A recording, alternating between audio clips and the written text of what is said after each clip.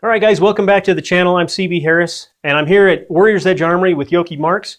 And welcome back to the new Thursday's Tactical Tip. So it's April, and we've started this new format, and we have a focus for this month, and we're going to be talking about home invasion, right? Yes. So today, what we're going to talk about is how do you prepare? How do you do an assessment on your home to know how secure it is? And what can we do to upgrade our home and our personal defense around our home in order to maybe deter or to help in that reaction to a home invasion?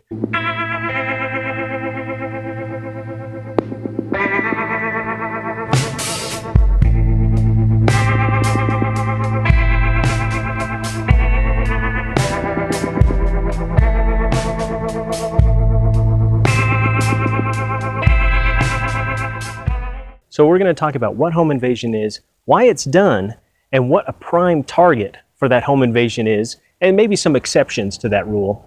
And then we're going to talk about that ideal home for a criminal to be targeted.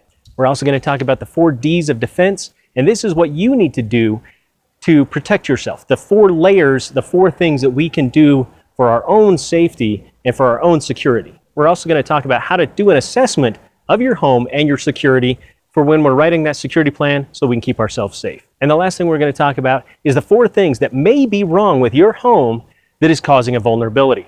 These 4 things you need to look at and definitely address them. What is a home invasion? A home invasion, by definition, is a break into a residence and that residence is occupied.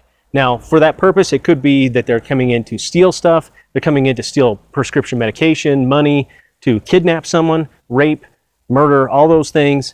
More than likely, they want a payoff out of that, so they're really looking for stuff. So why is home invasion done? Why do people do it? Well, quite simply, and I hope I don't offend anyone, criminals do home invasion because it works. It works for them. It is a tactic that they do that has been successful. If it wasn't successful, trust me, they wouldn't be doing it. For the most part, criminals, they go with the path of least resistance. If something doesn't work, they usually give up on it and try a different way. In fact, there is some belief that this is why home invasion is on the rise, is because of technology for convenience stores, jewelry shops, banks and things. Their technology has improved so much that it's kind of driving criminals to do that home invasion into neighborhoods and things like that. So why are you targeted? What makes you a target? Honestly, criminals, again, they go for that path of least resistance. They go for the easy target. So that is something that we need to make sure that we are not. We need to make sure that we are a difficult target. It looks difficult, and usually criminals will steer away from that. Now, there are some exceptions to that. If you have a very nice house and you flaunt a lot of wealth, there's a good chance that will make you targeted. If you work out of your home, they may think you have cash there. And again, that may make you a target, especially if it's something high dollar. If you are a jewelry maker or something like that and you're working out of your home, they're going to think that you have something in your house and they're more likely to target you for that reason. So what is the ideal home for a criminal to target? Now, that ideal home is going to be isolated, but it can't be too isolated. They need to have those avenues of approach and those avenues of escape. They need to have those larger roads somewhere nearby so that they can escape quickly. So a quiet neighborhood, but near a major intersection or a major road. Also, minimal lights. Criminals like the dark. They like to work in the dark, so minimal street lights would be ideal. They also need to have some form of access to a good area to work. If they can get behind your house and you have a nice fenced-in yard where nobody can see in it, that's ideal for them if they can get back there easily. That doesn't mean that they're not going to do it if it's hard, but the easier it is for them, the more likely they are to target that. If you have a lot of bushes and things like that that provide good hiding areas, especially around windows, that again is an ideal house for a criminal to operate. And finally, if you have a dog barking and he sounds like a big mean dog, they're probably going to move on. Also, if you have an alarm system or if you have those signs up that say you have an alarm system, there's a good chance they're going to move on to an easier target. And this is because they don't want anybody to know that they're doing anything. That dog barking is going to tip off neighbors, tip off you, of course, and they're going to probably move on to another easier target. Okay, so now let's talk about the 4 Ds of defense. And this is defense and security for anything. Really, it's anything. Computer security, your network, a small business if you own that, your home, And it's even good for yourself or your family and individual people if they're out and about. All the way up to a major building or installation, these 4 Ds can be used when you're developing your self-defense and your security plan. And the first D is deterrence. Now, the problem with deterrence is it's really hard to tell if it's working. Probably the best way is if you have this set up and you have a good deterrence set up and everyone in the neighborhood is hit, maybe it's working. That might be a good way to tell, or it might mean that you're next. Now, deterrence is going to be things like those signs, that dog barking, things that they can see or hear from the road or the sidewalk that makes them think that you're a hard target. Bars on the windows. Obviously, that's not just a deterrence, but that's a physical barrier. But seeing that is also a deterrence. Automatic lights is another fantastic thing that you can do as a deterrence. The next D is delay. You need to delay a person, a criminal, from gaining access to your home. Now, this delay can be as simple as locking your doors. For heaven's sakes, people, I know there are a lot of people who don't lock their doors still, and I don't understand why. This is a very simple thing that you can do that delays them from entering, and honestly, it acts as a deterrence as well. If they come up, twist the knob, and they can't get in, some people, some criminals, will just move on. I'm not saying all of them will, but for heaven's sakes, don't make it easy for them. The third D is detect. If you're delaying a criminal from entry into your house, you could delay them for 4 hours. If you don't know that it's happening, it doesn't matter. Eventually, they will get in. So you need to detect them, whether that's an alarm system, whether that's you hear them coming in, whether it's that dog barking, letting you know that somebody is trying to get into your house, something to let you know that somebody is doing something and trying to get entry into your home. And the fourth D is decisive action. You need to know what you're going to do. This is where you need to have your plan written out. Write it out, study it, practice it. You'd be surprised at how many people haven't even really thought about it. At the very least, you need to think about, what am I going to do in this situation? What am I going to do if someone kicks in my door and I'm watching TV? What if somebody comes in through the back door and I'm asleep? You need to consider these things and figure out what you're going to do, and the best way to do that is to write it down. All right, so now I want to talk to you guys about an assessment of your home, doing a vulnerability assessment. This is something that I've been doing for a long time in the military. I've been trained to do it by the Department of Justice. I know there are a lot of people who are opposed to that, but they have a really good training program that I went to, was able to learn how to do a good vulnerability assessment. So the first thing you need to do is you need to change your mindset. You need to start thinking a little bit like a criminal. How would I gain entry and access to this home? You need to also be thinking along the lines of why. Not just, how it would be done, but why would they gain access? Do I flaunt my belongings too much out there? Do I work out of my home? Some of those things that we need to be thinking about. Also in that why, we need to be thinking about, am I the easy target in the neighborhood? So we need to be thinking about those things, getting in the mind of the criminal so that we can think a little bit more like them, so we can do a good assessment of our home and our security level. The next thing you need to do is you need to start walking around your home.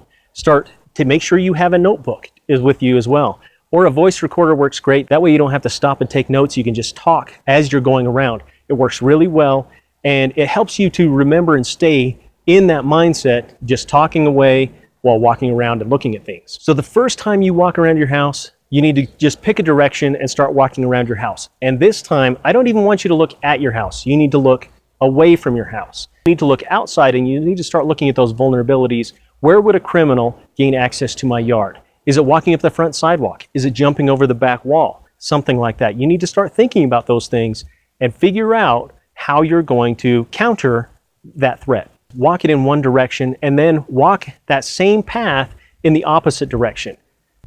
There are times when we get so focused in walking one direction on different things that we see ahead of us that we kind of miss the things on the side. So if we walk it the other direction, we do tend to catch a little bit more.